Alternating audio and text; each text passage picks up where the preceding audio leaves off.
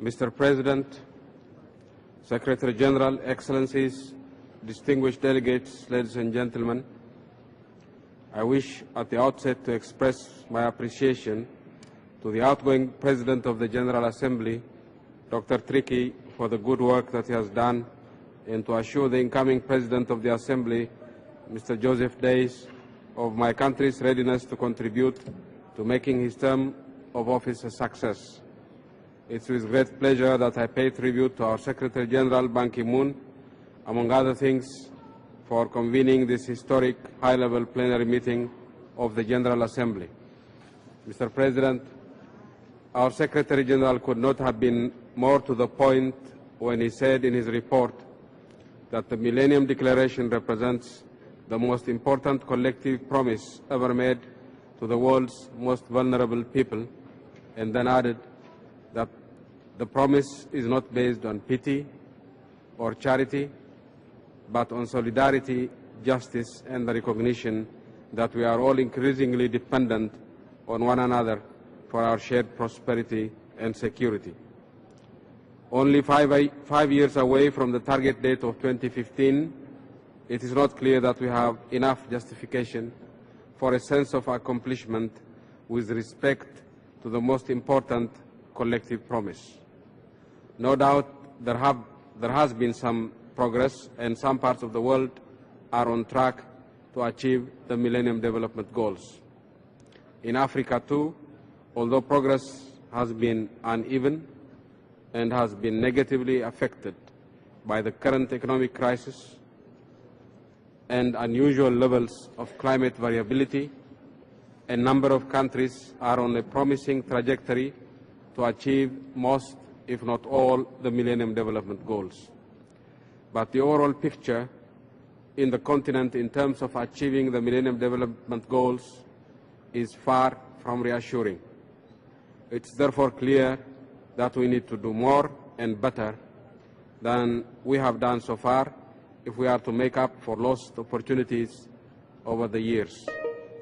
There is no doubt in my mind that those of us in the developing world have to do more and better to take charge of our destiny, to design programs and strategies appropriate for our circumstances, and mobilize our own resources as the primary means of achieving the Millennium Development Goals. I know that this is easier said than implemented, all the more so because much of the external assistance we get has in practice been predicated on us towing the line of the donor community rather than charting our own independent course of action. The fact remains, however, there is no possibility of us keeping our promise to our people unless we do more and better to take charge of our destiny and depend on our own resources as the primary means of achieving the Millennium Development Goals.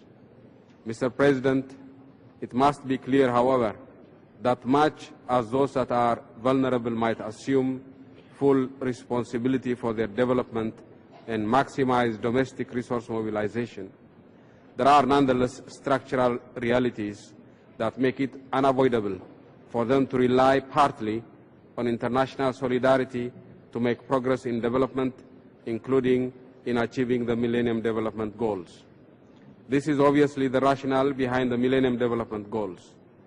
It was clearly understood right from the outset that progress towards achieving the Millennium Goals, particularly by the most vulnerable, hinges on effective international solidarity and support.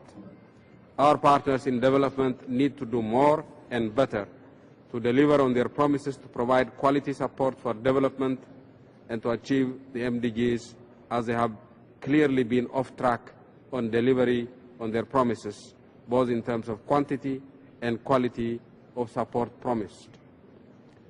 They need to go beyond empty words and put their money where their mouth is if we are to have a realistic chance of achieving the Millennium Development Goals by the target date. It is for all these reasons that this high-level plenary meeting of the General Assembly is so vital. This forum should result in a new pact with respect to renewed commitment to ensure that the collective promises made at the dawn of the new millennium are kept. What we need are action-oriented recommendations designed to ensure accountability for commitments and promises made. The following 5 years ought to be used in such a way as to make up for some of the lost opportunities over the past decade. Mr. President, we in Ethiopia have made substantial progress on all fronts towards achieving the Millennium Development Goals. We have taken full charge of our destiny, devised our own strategy, and maximized the mobilization of our domestic resources to achieve the Millennium Development Goals. We made the best use of the limited available international assistance to supplement our own efforts. We made sure that all of our development plans are consistent with achieving all the Millennium Development Goals. The results so far have been very encouraging. Over the past 7 years, the Ethiopian economy has performed well, having achieved 11.6% annual average growth rate. The robust economic growth we have achieved has created the basis for a similarly robust growth in social indicators and hence on progress in achieving the Millennium Development Goals. We have now developed our plans for the next 5 years, which are based on the progress we have made so far and are intended to help us achieve all of the Millennium Development Goals by the target date of 2015. We are keenly aware that our goals are ambitious and may not be achieved without significant external assistance. But we are determined to do what we can on our own while seeking support to supplement our own effort. The achievements of the past 7 years give us the confidence to move forward with a realistic chance of achieving all the Millennium Development Goals in time. I thank you.